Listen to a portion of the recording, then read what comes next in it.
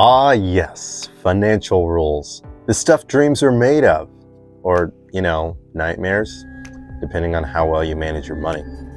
Today, we're diving into the magical, life-altering, totally not boring 75-15-10 rule.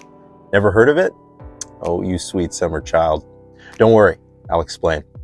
Today, I'm going to talk about why I think using the 75-15-10 rule can be a better tool for budgeting household expenses than the more commonly used 50-30-20 rule. The main difference between these two rules is what I believe is a necessary adjustment for inflation. It is almost completely untenable for many Americans to survive and maintain their lifestyle with a 50-30-20 rule. You see, spending 50% of the money that lands in their bank accounts on the essentials like housing, groceries, transportation is just about impossible given inflation for many Americans. This leaves very little to none of your money to go toward discretionary spending for a night out here and there, maybe even a vacation, and room to put something away for savings and retirement. Using the 50% benchmark for household needs creates incredible amounts of stress for many Americans. Inflation ain't no joke, y'all, so I'm going to go ahead and outline why I think the 75-15-10 rule is the new best metric. Let's go ahead and get right into it. Okay, here's the gist. The rule is about dividing your income into three buckets. First up, 75% of your income goes toward your regular spending. Stuff like rent, groceries, pretending you're not broke every time the landlord raises the rent. Now, keep in mind, this will also include your discretionary spending, the fun stuff, because life isn't all about spreadsheets and 401ks, allegedly. But look, if your necessity list also includes 4 weekend brunches a month with bottomless mimosas, we probably need to have a talk.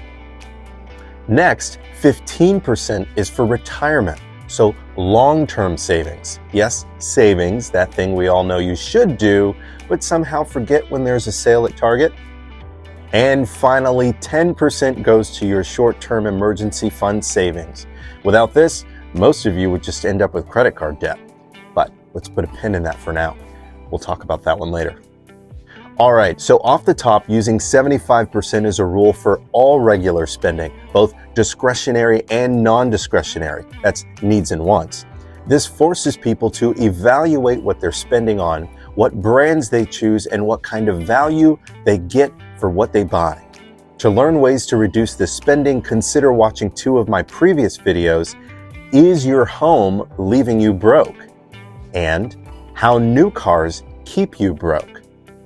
If you own a home and you drive a new car, they're well worth the watch, I promise you. With inflation being a real threat to American stability and long-term growth potential, you need every opportunity to get ahead and stay ahead. Speaking of, we can go ahead and take the pen out of that earlier credit card debt reference. If you're one of tens of millions of Americans who struggle with unsecured credit card debt, you'll want to consider getting off the treadmill by leveraging my debt management resources so that you can pay your debt off at a 0% interest rate, giving you the opportunity to live debt-free and build the life you deserve. To get started with our debt management resources to pay off your debt at 0% interest, just go to the link in my profile, scroll down to debt management, and sign up for a free evaluation so that one of our advisors can determine whether we can eliminate your interest payments altogether and help you pay your debts much faster. Now on to the 15%. The 15% is for saving for retirement with a long-term investment strategy. This is a part where you pretend future you matters as much as current you. And if you're thinking, why would I pay that guy? He's never done anything for me.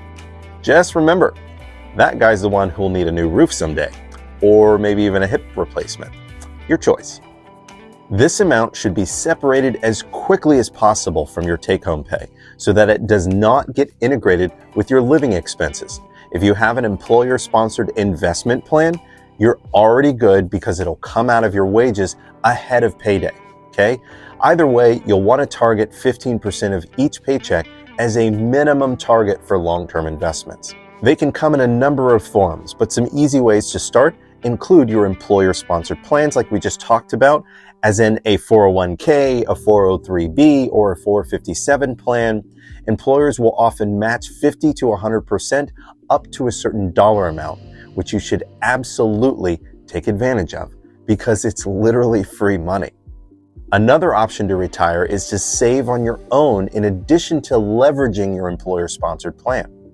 There are simple ways to save on your own, like opening a Roth IRA or a traditional IRA. For more on these, see my last video entitled Stop Overpaying the IRS, 2 Hacks You Can't Afford to Ignore, for more on the tax savings advantages with these 2 savings vehicles. Another way to save money is to invest on your own with an investment brokerage firm.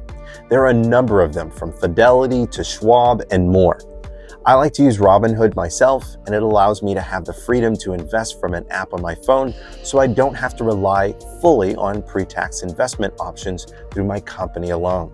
To open a Robinhood brokerage account right on your phone, go to my profile and then click the link and scroll down to Robinhood Investment Brokerage and click there to get started, and they'll reward you with free stocks just for signing up.